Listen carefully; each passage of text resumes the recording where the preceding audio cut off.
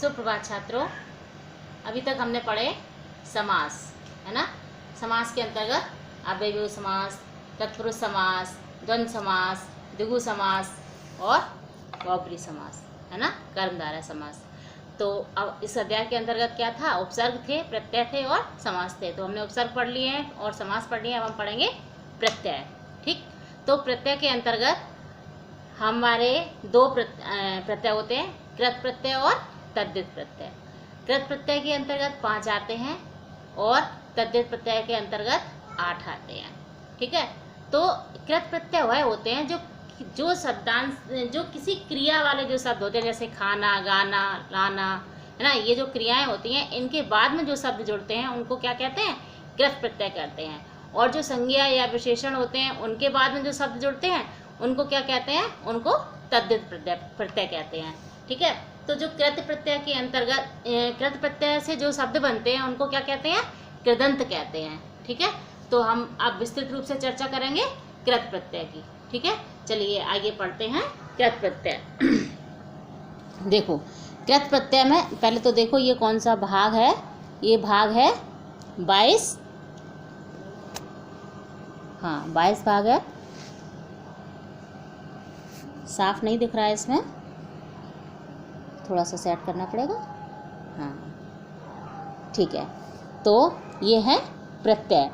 तो सबसे पहले किसी शब्द के अंत में लगकर उस शब्द के अर्थ को बदल देने वाले या नया अर्थ देने वाले शब्दांश प्रत्यय कहलाते हैं। बात समझ में आई? किसी शब्द के अंत में लगकर उस शब्द के अर्थ को बदल देने वाले या नया अर्थ देने वाले शब्दांश प्रत्यय कहलाते हैं। अर्थात जैसे किसी भी शब्द में कोई शब्दांश के अंत में अगर कोई शब्द लग जाए और फिर उसके अर्थ में परिवर्तन हो जाए तो उसे वो क्या होते हैं? वो प्रत्यय होते हैं। जैसे कि सज, धन, आवट। अब इसमें मूल शब्द क्या है? सज है और प्रत्यय कौन सा है? आवट प्रत्यय है। तो क्या हो गया? सजावट हो गया, है ना। ऐसे ही मिल और धन, आवट, तो क्या हो गया? मिलावट हो गया।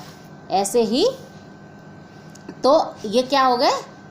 ये जो आवट है ये क्या है? ये प्रत्यय है।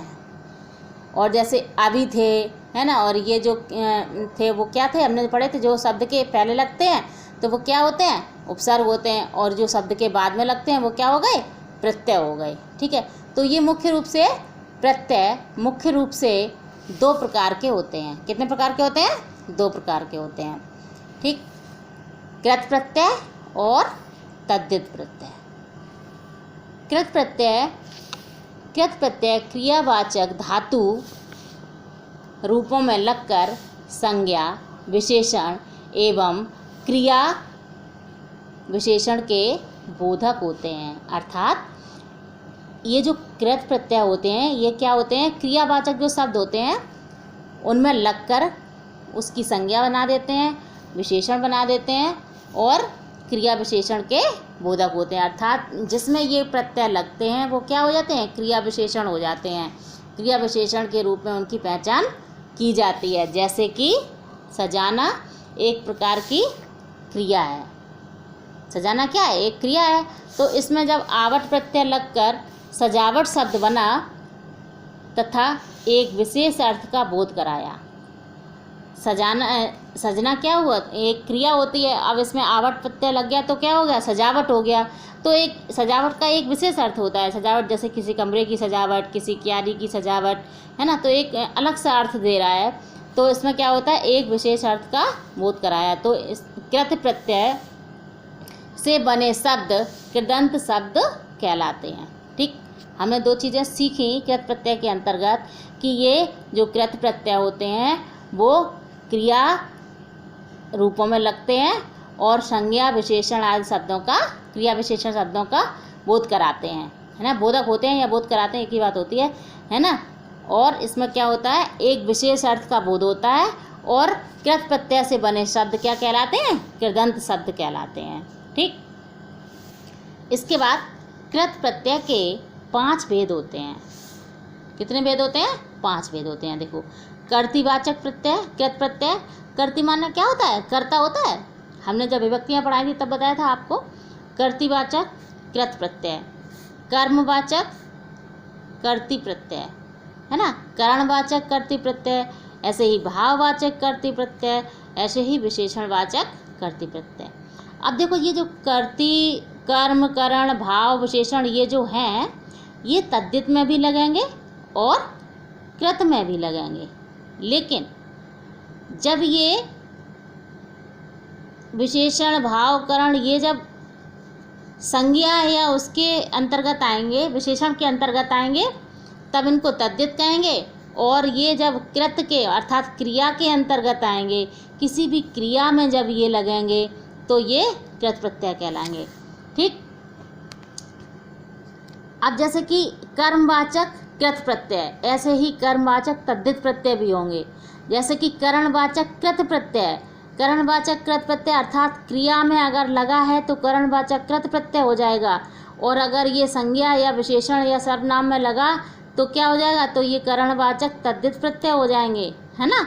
ऐसे ही भाववाचक कृत प्रत्यय है ये, और ऐसे ही भाववाचक तद्धित प्रत्यय भी होंगे। ऐसे ही विशेषणवाचक है तो विशेषणवाचक तद्धित प्रत्यय भी होंगे।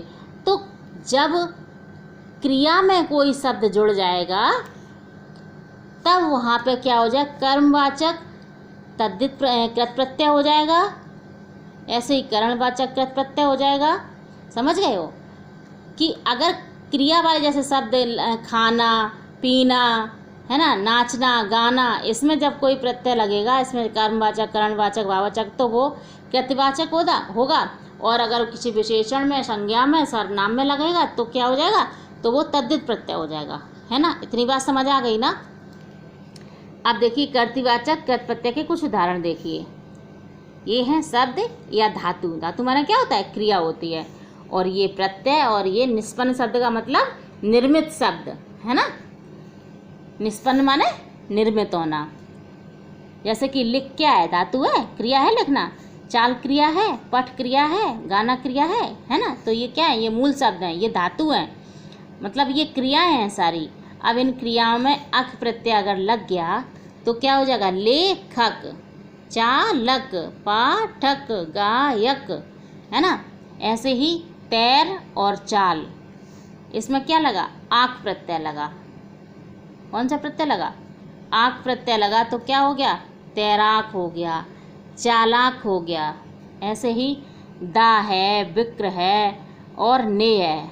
तो इसमें जब ता प्रत्यय लगेगा तो क्या हो जाएगा? ने में लगा तो अभिनेता। लेकिन अभिनेता में एक क्या है? मूल शब्द। अगर अभिनेता शब्द आ गया और पूछा जाएगा कि मूल शब्द क्या है तो केवल ने होगा। इसमें अभि उपसर्ग है और ता प्रत्यय है। ठीक। तो हो गया अभिनेता। और ने मूल शब्द है और ता में ता उपसर्ग लगाए तो क्या हो गया? नेता हो गया। विक्र, विक्र क्या है? मूल शब्द है और ता लग गया तो विक्रेता हो गया, है ना। इसके बाद भूल और घूम। अब भूल में अक्कड़ प्रत्यय लग गया तो भुलक्कड़ हो गया, है ना। और घूम में लग गया तो घुमक्कड़ हो गया। अब अगर इसमें मूल शब्द पूछा जाए तो भूल नहीं लिखना है, मूल शब्द पूछा जाए तो भूल ही लिखना है ना। मूल शब्द क्या है? भूल है। तो इससे क्या हो गया? भुलक्कड़ हो गया और घुमक्कड़ हो गया।